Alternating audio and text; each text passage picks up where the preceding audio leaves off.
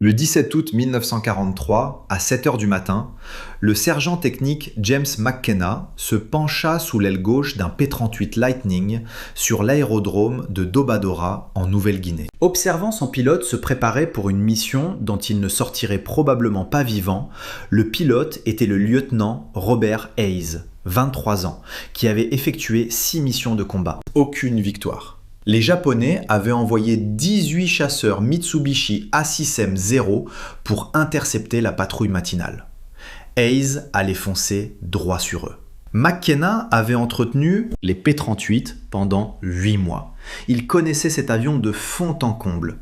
Un chasseur bimoteur à double fuselage, rapide en vol rectiligne, extrêmement puissant en haute altitude. Mais le P-38 avait un problème mortel qui tuait des pilotes américains chaque jour. Il ne pouvait pas virer avec un zéro. Le zéro était plus léger, plus maniable. Il pouvait effectuer un virage horizontal complet en la moitié du temps nécessaire au P-38. Dans un combat aérien, cette différence signifiait la mort. La doctrine américaine disait que les pilotes de P-38 ne devaient jamais virer avec un zéro, ne jamais essayer de les surpasser en maniabilité. Utilisez la vitesse, utilisez l'altitude. Piquez, tirez, remontez, frappez et fuyez, ne vous laissez pas entraîner dans un combat tournoyant. Hayes avait essayé cette doctrine 5 fois. Elle ne fonctionnait pas. Les zéros étaient trop intelligents. Ils attiraient les pilotes américains dans des virages, coupaient leurs rayons de virage, se collaient à leur queue et les abattaient. La 5e force aérienne avait perdu 37 P-38 au cours des 6 dernières semaines. La plupart avaient été abattus après avoir été entraînés dans des combats tournoyants dont ils ne pouvaient s'échapper. McKenna avait vu trop de pilotes mourir. De bons gars, en fait, des gamins. Ils montaient dans leur P-38 avec confiance et revenaient dans des cercueils ou ne revenaient pas du tout. Le manuel d'entraînement disait que le problème était la faute des pilotes. Les instructeurs disaient que ces pilotes ne suivaient pas la doctrine. Mais McKenna savait mieux. Le problème n'était pas les pilotes. C'étaient les câbles de commande. Les câbles de commande des ailerons du P-38 traversaient les 2 fuselages jusqu'à l'empennage, puis revenaient vers l'avant via des poulies, jusqu'aux surfaces de contrôle des ailes. Le système de câbles avait du mont. Pas beaucoup, peut-être 3/8 de pouce en pleine déflexion. Mais ce léger mou créait un délai entre le mouvement du manche et la réponse des ailerons. À haute vitesse, cela n'avait pas d'importance. À basse vitesse, dans des manœuvres de virage serrés, ce délai d'une fraction de seconde faisait la différence entre rouler à l'intérieur du virage d'un zéro et être abattu. McKenna en avait parlé à l'officier technique 2 mois plus tôt. L'officier avait dit que la tension des câbles était dans les spécifications. La tolérance d'usine permettait ce mont. Le modifier annulerait la garantie de l'avion. De plus, aucun mécanicien de terrain n'était autorisé à modifier les systèmes de commande de vol. Cela nécessitait une approbation technique de Lockheed, et Lockheed était à 7000 miles de là, en Californie. Alors McKenna fit quelque chose qui violait toutes les règles du manuel de maintenance, de l'armée de terre et de l'armée de l'air. Il prit un morceau de corde à piano provenant d'un avion endommagé, le coupa à 6 pouces, le plia en forme de Z et l'installa comme tendeur de câble. Sur le câble de commande d'aileron gauche du lieutenant Hayes, la modification a pris 8 minutes. Elle a ajouté 0,4 livres de tension au câble, éliminant complètement le mou. Personne n'a remarqué, l'équipe d'inspection ce matin-là n'a pas vérifié la tension du câble, car il se concentrait sur les niveaux d'huile moteur et la charge de munitions. McKenna n'a rien dit. Il a regardé Hayes rouler sur la piste, l'a regardé décoller, a regardé le P-38 disparaître dans le ciel du matin. En direction des chasseurs japonais.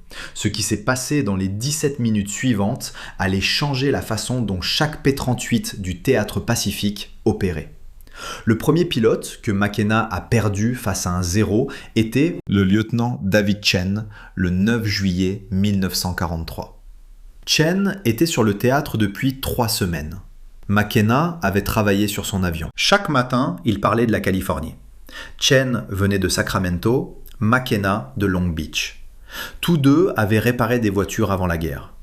Chen a décollé à 6 heures. Après 15 minutes dans une mission de patrouille de chasse, il est revenu 2 heures plus tard avec 3 trous de balles dans le flanc gauche et une histoire sur un 0 qui avait... Dans son virage, Chen a dit qu'il avait essayé de se dégager en roulis et de piquer comme indiqué, mais l'avion semblait réagir lentement. Comme s'il y avait un délai entre le moment où il déplaçait le manche et le moment où l'avion roulait vraiment.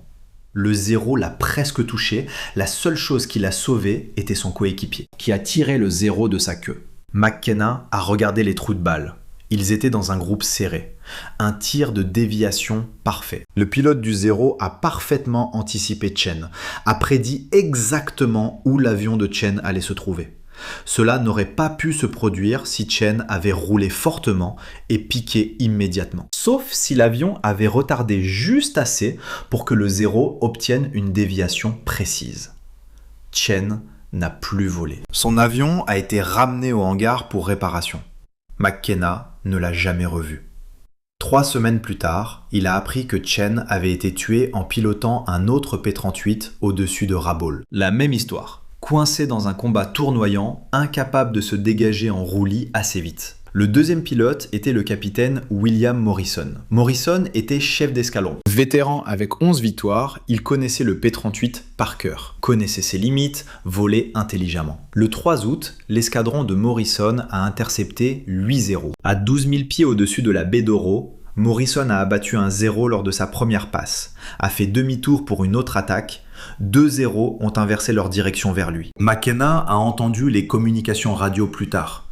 Morrison a essayé de faire un roulis inversé et un split S pour s'éloigner, criant que ses commandes semblaient molles. Les 0 l'ont suivi tout au long de la manœuvre, l'ont abattu à 4000 pieds. Le coéquipier de Morrison a dit que l'avion de Morrison semblait ne pas réagir assez vite, comme s'il luttait contre les commandes. Morrison est mort dans le crash. Le chef d'équipe au sol de Morrison était un ami de McKenna, un certain Rodriguez du Texas. Rodriguez était convaincu que quelque chose n'allait pas avec l'avion de Morrison. Il a tout vérifié après avoir récupéré l'épave. Les réglages moteurs, le réglage des surfaces de commande, câble tendu, tout est dans les normes, rien ne cloche avec l'avion. Le rapport officiel parle d'erreur de pilote. Rodriguez n'y croit pas. McKenna non plus. À la mi-août, McKenna avait vu 17 pilotes tués, certains qu'il connaissait bien, la plupart juste croisés lors des vérifications pré-vol. Mais il avait travaillé sur tous leurs avions, signé les carnets de maintenance, les avait vus rouler sur la piste, les avait vus décoller. Certains sont revenus, d'autres non. Ceux qui revenaient racontaient la même histoire. Le P-38 donnait une impression de lenteur lors des manœuvres brusques, comme un petit retard entre la commande et la réaction de l'avion. La plupart des pilotes pensaient que c'était ainsi que l'avion fonctionnait. Un chasseur lourd, de grandes surfaces de contrôle, un peu de retard était attendu. Mais McKenna savait que ce n'était pas normal. Il avait senti ce retard de ses propres mains. Quand il travaillait sur les câbles de commande, ce petit jeu dans le système. Il commença à prêter attention au son des câbles lorsqu'il les tendait. Lors de la maintenance, il y avait un son caractéristique, comme un twang grave quand on les pince. Les câbles détendus produisaient un son différent des câbles tendus. McKenna pouvait entendre la différence. Chaque P-38 de la chaîne avait des câbles qui sonnaient un peu détendus, dans les normes, mais quand même détendus. Il en parla à Rodriguez un soir après la mort de Morrison. Rodriguez demanda s'il y avait quelque chose à faire. McKenna dit qu'il n'y avait pas de moyen officiel, mais officieusement, il y avait une solution. Seulement, elle nécessitait de violer les règlements. Cela pourrait les envoyer tous les deux en cour martiale. Le problème n'était pas que les pilotes américains ne savaient pas quoi faire, ils le savaient. Chaque briefing le soulignait, chaque vol d'entraînement le répétait. Ne jamais tourner avec un 0, utiliser la vitesse, utiliser l'altitude, frapper et filer. La doctrine était claire. Le problème, c'est que le combat ne suit pas la doctrine. Le lieutenant Robert Hayes était en Nouvelle-Guinée depuis 2 mois. 23 ans, un garçon de ferme de l'Iowa. Il avait effectué 6 missions de combat sans aucune victoire. Non pas parce qu'il était un mauvais pilote, mais parce qu'il suivait les règles. et les règles le mettaient toujours dans des positions où il ne pouvait pas tirer. Lors de sa 3e mission, Hayes piqua sur un 0 depuis l'altitude, accéléra à 400 miles à l'heure, approcha depuis le soleil comme le manuel le disait. Il mit le 0 dans son viseur, commença à tirer en angle de déflexion. Le 0 roula soudain à gauche et piqua. Hayes essaya de le suivre. Son P-38 s'engagea dans le virage, mais on aurait dit qu'il se déplaçait dans la boue. Quand son avion pointa dans la direction voulue, le 0 avait disparu. Hayes releva, remonta en altitude, sans avoir tiré un seul coup. La 4e mission fut encore pire. Hayes et son ailier plongèrent sur 2 0 à 15 000 pieds. Hayes tira sa première rafale, manqua. Le 0 vira brusquement à droite. Hayes roula pour suivre, son ailier hurla que 2 autres 0 arrivaient d'en haut. Hayes essaya de se remettre à plat et de piquer pour s'échapper. L'avion réagit, mais lentement. Assez lentement pour que l'un des 0 pique et tire une rafale de 3 secondes sur le train d'atterrissage droit de Hayes. Des obus de 20 mm.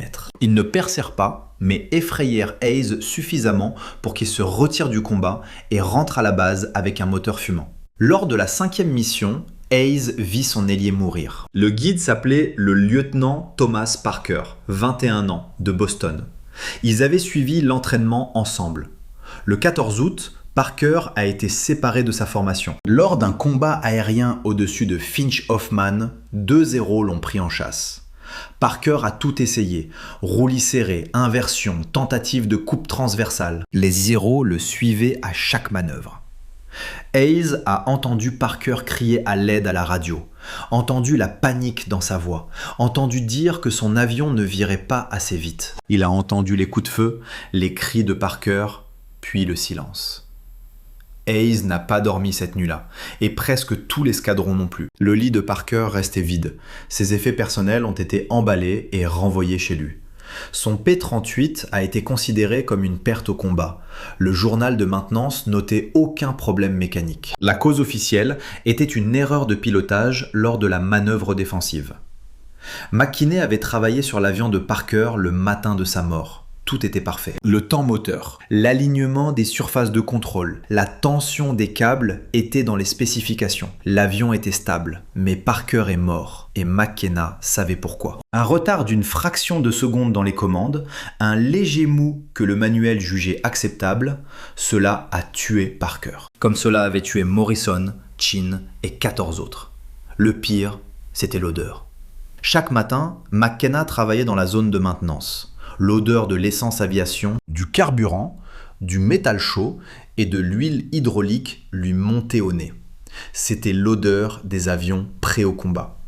Certains reviendraient, d'autres non. Et McKenna serait là le lendemain matin, sentant les mêmes odeurs, travaillant sur plus d'avions, voyant plus de pilotes monter dans des machines qui ne pouvaient pas réagir assez vite pour les maintenir en vie. Le soir du 16 août, Hayes est venu à la zone de maintenance et a trouvé McKinney travaillant sur le P-38 qui lui était assigné. Hayes a demandé s'il y avait quelque chose que McKinney pouvait faire pour que l'avion roule plus vite, n'importe quoi. Hayes a dit qu'il se fichait que ce soit conforme ou non, il voulait juste une chance. McKenna regarda Hayes, vit la peur, vit le désespoir. Vit un enfant qui savait qu'il mourrait si rien ne changeait. McKenna dit à Hayes de revenir le matin, il verrait ce qu'il pouvait faire. McKenna travailla seul cette nuit-là. Le hangar était silencieux. Après 23 heures, la plupart de l'équipage dormait.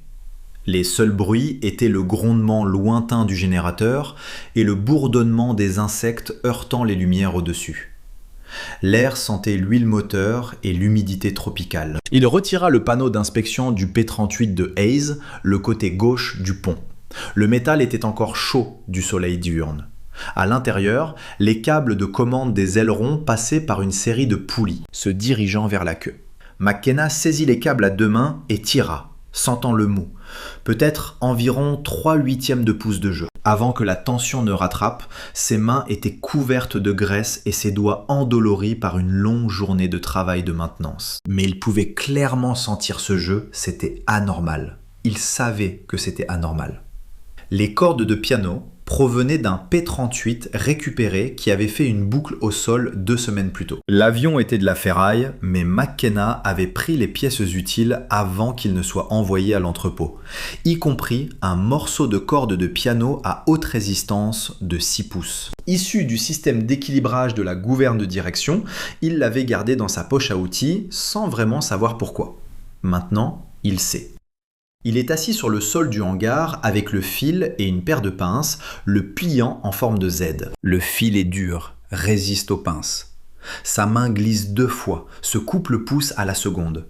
Le sang rend le fil glissant. Il l'essuie sur sa combinaison et continue de travailler. Il faut 8 minutes pour bien le plier. La forme en Z agira comme un tendeur en ligne, ajoutant suffisamment de précontrainte au câble pour éliminer le mou. L'installation est plus difficile. L'espace à l'intérieur du stabilisateur vertical est très étroit. McKenna doit travailler d'une main tandis que l'autre tient une lampe torche. Le faisceau lumineux bouge constamment. Les ombres dansent sur le système de câble. Son épaule est coincée dans la structure du stabilisateur, le bord métallique lui entaille le bras. Il sent la sueur couler dans son dos malgré l'air nocturne. Il déconnecte le câble au niveau de la poulie. Ses doigts tâtonnent avec la goupille de chape. Il le laisse tomber, entend le rebond quelque part dans le stabilisateur, perd 5 minutes à tâtonner dans l'obscurité jusqu'à le retrouver.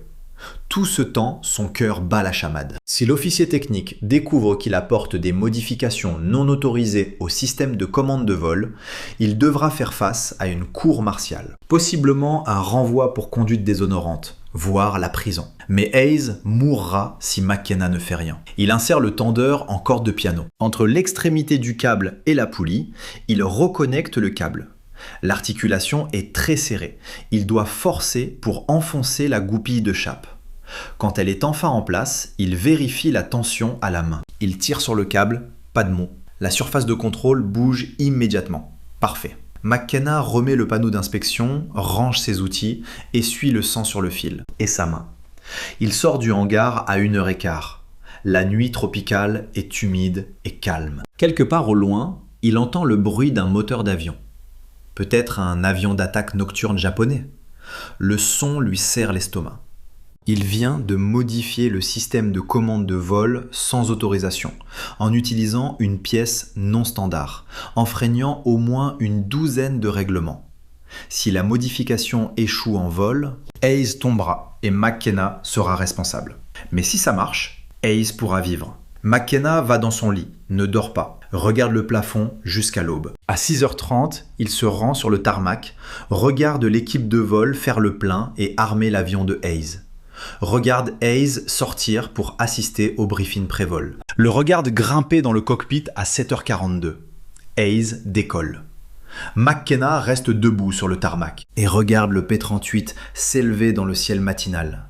Le regarde rejoindre la formation avec 16 autres avions.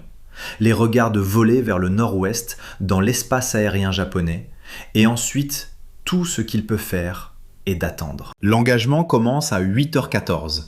L'escadrille de 4 P-38 de Hayes intercepte 9-0 à 13 000 pieds au-dessus de la baie de la mer Jaune. Le soleil matinal était derrière eux. Une position parfaite pour une attaque en piqué. Hayes volait en position numéro 3. Son chef d'escadrille avait donné le signal d'attaque. Ils se sont retournés. Hayes a choisi un 0 à l'arrière de la formation, a piqué depuis l'altitude, accélérant à 380 miles par heure. Le 0 devenait de plus en plus gros dans le viseur.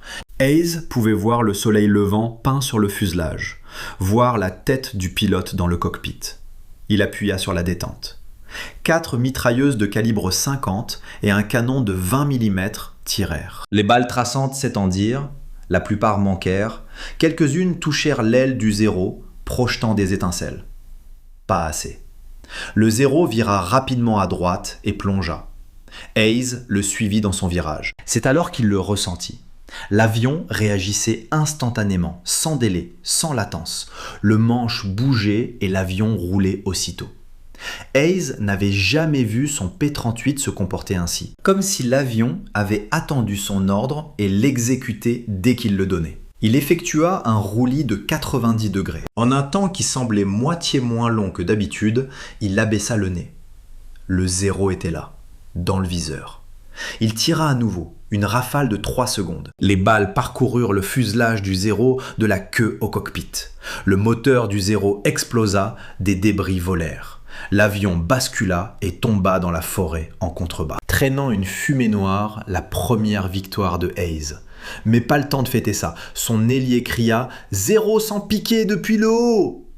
Hayes leva les yeux. Il vit 3 appareils descendre en piqué peu prononcé, arrivant très vite. Il l'avait vu abattre leurs camarades. Maintenant, il voulait se venger. Hayes poussa la manette des gaz en avant. Il commença à monter, mais les 0 étaient plus rapides en piqué. Il le rattraperait en quelques secondes. Sa seule option était d'inverser et de combattre. Chaque instinct lui criait de continuer à monter. Continuer à fuir était la doctrine, mais aujourd'hui, la doctrine signifiait la mort. Il roula brusquement à gauche, tira sur le P-38. Un virage serré comme jamais vécu auparavant. Le nez de l'avion franchit l'horizon. Il vit le 0 de tête virer pour le poursuivre, mais ne s'attendait pas à ce que Hayes inverse aussi vite. Le 0 était en mauvaise position, exposé. Hayes tira en avant, touché à la racine de l'aile gauche du 0. L'aile se replia, le 0 tomba en tournoyant. 2 victoires en 30 secondes. Les 2 0 restants essayèrent de le prendre en tenaille, tournant en alternance pour le forcer à dépasser. Hayes les suivait à chaque changement de direction. Son P-38 virait dans le virage immédiatement, sans délai, sans lutter contre les commandes. L'avion faisait exactement ce qu'il voulait, dès qu'il le voulait. Comme s'il pilotait un autre avion. Comme si quelqu'un avait retiré des poids invisibles du système de commande. À 1 heure, il fit une erreur. Il inversa trop violemment, perdit trop de vitesse. Hayes se retrouva à l'intérieur de son virage, à courte distance, peut-être 200 pieds. Il tira, impossible de manquer. Le 0 se désintégra. Des débris d'avion tombèrent à travers le cockpit de Hayes. Il sentit le P-38 vibrer quand les morceaux heurtèrent l'aile droite. 3 victoires. Le 4e 0 s'enfuit. Hayes ne le poursuivit pas. Il était à court de carburant et de munitions. Il remonta en altitude, rejoignit ce qui restait de l'escadrille. Ils rentrèrent chez eux. L'ensemble du combat a duré 7 minutes lorsque Hayes a atterri à Dobadura à 9h03. McKenna attendait sur la piste. Hayes a coupé le moteur et sorti du cockpit, ses mains tremblaient, sa combinaison de vol trempée de sueur. Il est allé directement vers McKenna. Hayes a dit 2 mots. Ça marche. Aucun des deux ne savait que 6 autres pilotes avaient observé le combat de Hayes depuis les hauteurs. Le capitaine Frank Mitchell avait vu toute la bataille depuis 15 000 pieds. Mitchell était chef d'escadrille dans le 4e, 175 du groupe de chasse. Il observait l'escadrille de Hayes engager les 0 en dessous quand il remarqua quelque chose d'anormal. Le P-38 de Hayes roulait plus vite que n'importe quel Lightning que Mitchell ait jamais vu. L'avion virait à travers les manœuvres comme s'il ne pesait que la moitié de son poids. Mitchell savait que chaque pilote dans le champ de bataille connaissait leur niveau. Hayes était bon, mais pas à ce point. Il y avait quelque chose d'étrange dans son avion. Après avoir atterri, Mitchell trouva Hayes dans la salle de débriefing. Hayes était encore excité par l'adrénaline. Ses mains tremblaient en remplissant le rapport de combat. 3 victoires confirmées. Mitchell lui demanda s'il avait autre chose. Hayes dit qu'il ne savait pas, son avion avait simplement réagi. Mieux aujourd'hui, plus vite. Mitchell demanda si la maintenance avait fait quelque chose à l'avion. Hayes dit qu'il devrait parler au sergent technique McKenna. Mitchell trouva McKenna dans la zone de maintenance 2 heures plus tard. McKenna travaillait sur un autre P-38, ses mains noires de graisse, sa combinaison de protection tachée d'huile hydraulique. Mitchell lui demanda directement « Qu'avez-vous fait à l'avion de Hayes ?» McKenna le regarda longtemps, puis dit « Le tendeur de cordes de piano. Modification des câbles, changement non autorisé du système de commande de vol. » Mitchell écouta sans l'interrompre. Quand McKenna eut fini, Mitchell demanda s'il pouvait faire la même modification pour l'avion de Mitchell. McKenna dit oui, mais Mitchell devait comprendre les risques. Cette modification n'était pas approuvée, non testée. En cas de problème, tous deux feraient face à des accusations. Mitchell dit qu'il s'en fichait. Il avait perdu 4 pilotes de son escadrille le mois dernier. Tous étaient coincés dans des combats tournoyants dont ils ne pouvaient sortir. S'il y avait quelque chose qui pouvait les aider à survivre, ils le voulaient. Les règlements pouvaient attendre. Ce soir-là, McKenna modifia le P-38 de Mitchell. Le même tendeur de cordes de piano, la même méthode d'installation. Mitchell le pilota le lendemain matin, revint et ne tarit pas d'éloges sur l'amélioration. L'avion roulait comme un chasseur plutôt que comme un camion, dit-il à son ailier. L'ailier le dit à McKinney, il voulait aussi la modification. Le 20 août, McKinney avait modifié 9 avions. La nouvelle se répandit dans l'escadrille. Les pilotes commencèrent à demander à leur chef de bord s'ils avaient entendu parler de la modification des câbles. Certains chefs de bord refusèrent, disant que c'était contraire au règlement. D'autres étaient prêts à essayer. McKenna leur montra comment couper la corde de piano. Pliez-le en forme de Z, installez-le comme un tendeur en série, 8 minutes change tout. Les modifications se propagent de pilote en pilote et de mécanicien en mécanicien. Pas de documentation officielle, pas d'approbation technique, juste des conversations murmurées dans les salles de préparation et les zones de maintenance. Hayes abat 2 autres zéros le 22 août. Avec les commandes modifiées, Mitchell en obtient 3 le 25 août. D'autres pilotes commencent à revenir de mission avec des victoires. Les statistiques sont indéniables. Le lieutenant James Watkins est le chef mécanicien du 49th Fighter Squadron basé à Goose Bay. Il entend parler de la modification par un pilote, qui est transféré de Dobodura. Watkins est sceptique, mais il teste sur un avion. Le pilote revient de la mission suivante avec sa première victoire après 8 semaines de combat. Watkins modifie 4 autres avions. Les autres chefs mécaniciens du 49th Squadron commencent aussi à le faire. Début septembre, peut-être 40 P-38 en Nouvelle-Guinée ont été modifiés. Les officiers techniques à Dobodura remarquent quelque chose d'anormal, mais ne peuvent pas trouver quoi.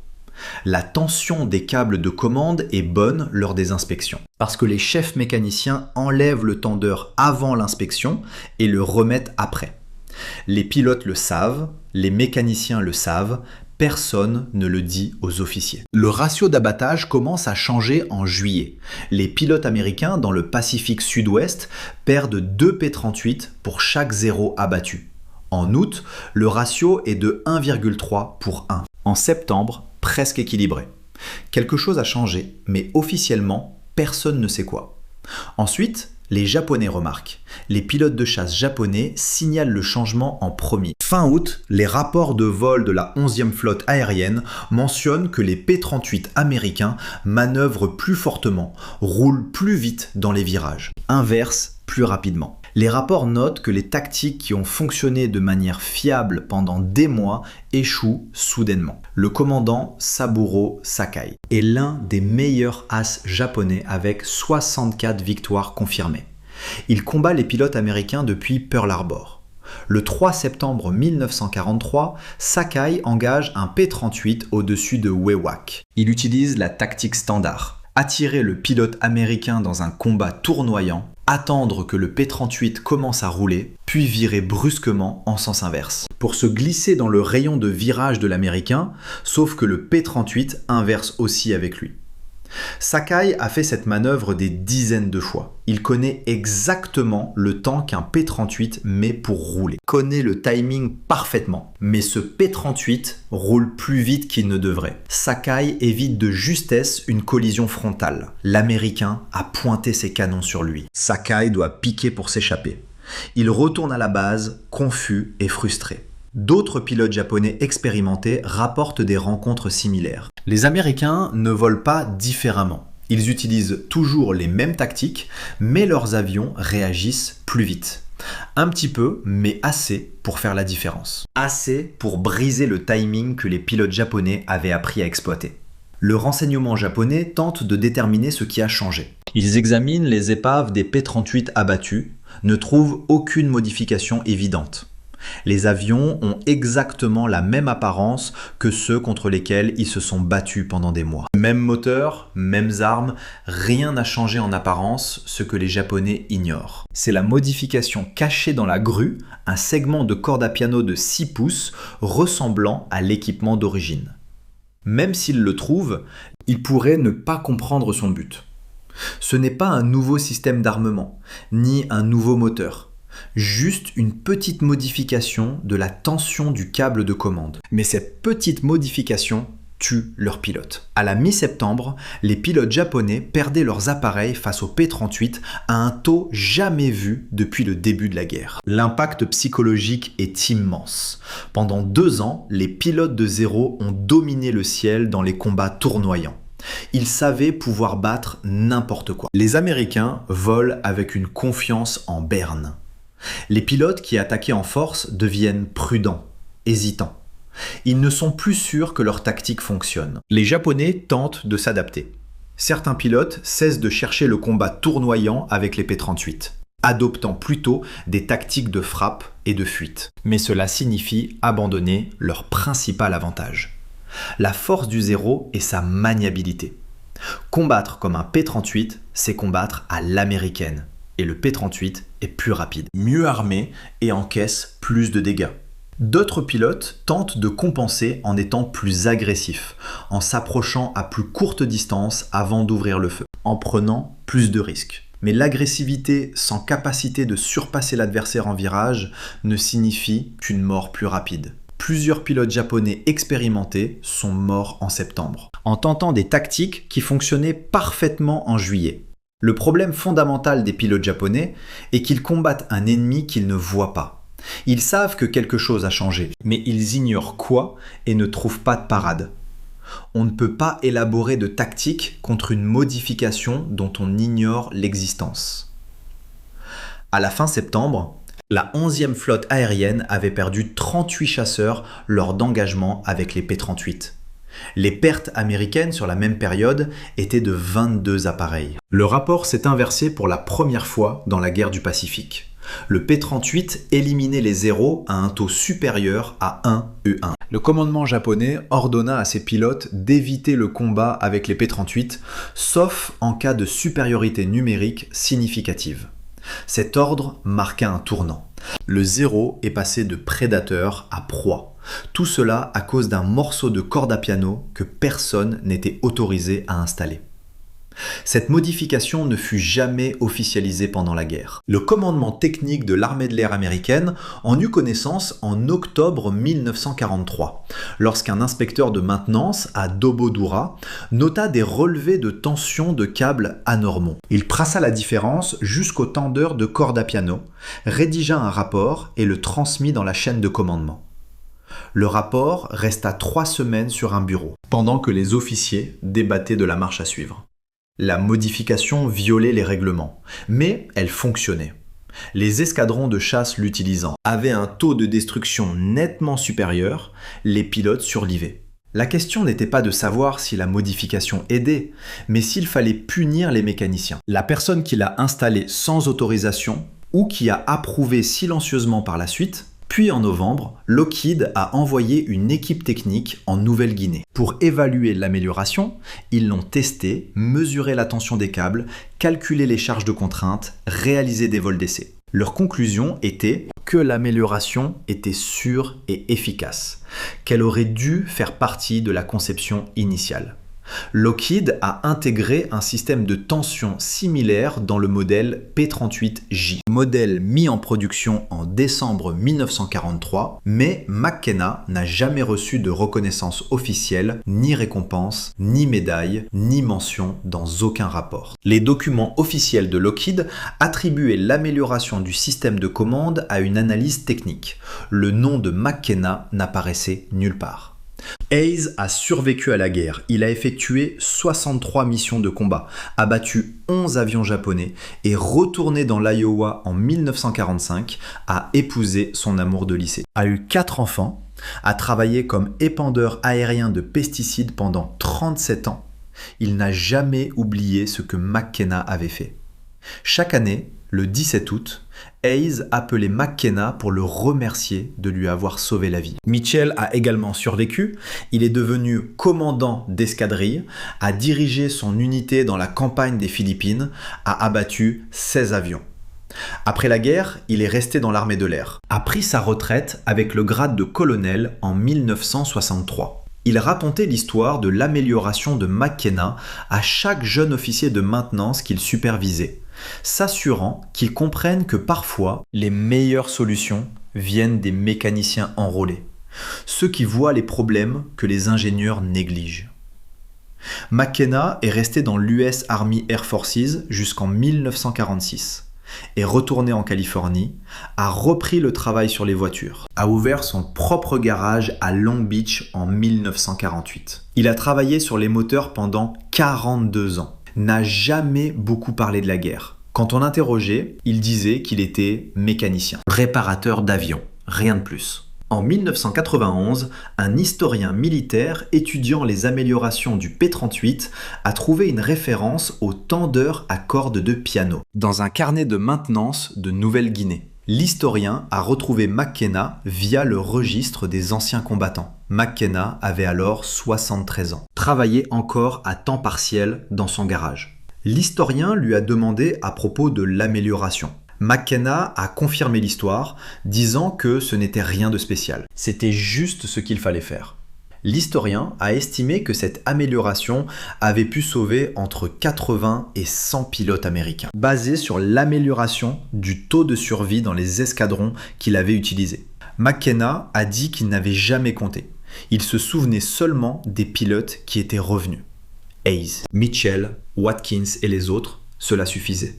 James McKenna est décédé en 2006 à 88 ans. Il a été inhumé au Pacific View Memorial Park, en Californie. Sa nécrologie mentionnait son service pendant la Seconde Guerre mondiale en tant que mécanicien d'avion, mais ne faisait pas référence au tendeur à cordes de piano. Ne mentionnait pas qu'il avait changé la façon de voler des chasseurs américains. Ne mentionnait pas qu'il avait enfreint les règles pour sauver des vies. Son garage à Long Beach est toujours là, avec un autre propriétaire maintenant, mais sur le mur du bureau à l'arrière. Il y a une photo floue. Un jeune mécanicien en combinaison, debout, à côté d'un P-38 Lightning. La date écrite au dos est août 1943. Nouvelle-Guinée. C'est ainsi que l'innovation se produit réellement en temps de guerre. Non pas par les canaux officiels ou les comités techniques, mais par les sergents et les mécaniciens, ceux qui voient le problème, trouvent des solutions et n'attendent pas l'autorisation pour sauver des vies. Si vous trouvez cette histoire aussi captivante que nous, prenez un moment pour aimer cette vidéo. Cela nous aide à partager davantage d'histoires oubliées de la Seconde Guerre mondiale. Abonnez-vous pour vous connecter à ces histoires jamais racontées. Chaque histoire compte, chaque histoire mérite d'être rappelée. Et nous aimerions beaucoup avoir de vos nouvelles. Laissez un commentaire ci-dessous pour nous dire d'où vous regardez. Notre communauté s'étend du Texas à la Tasmanie. Des anciens combattants aux passionnés d'histoire, vous faites partie de quelque chose de spécial ici. Merci d'avoir regardé et merci de garder ces histoires vivantes.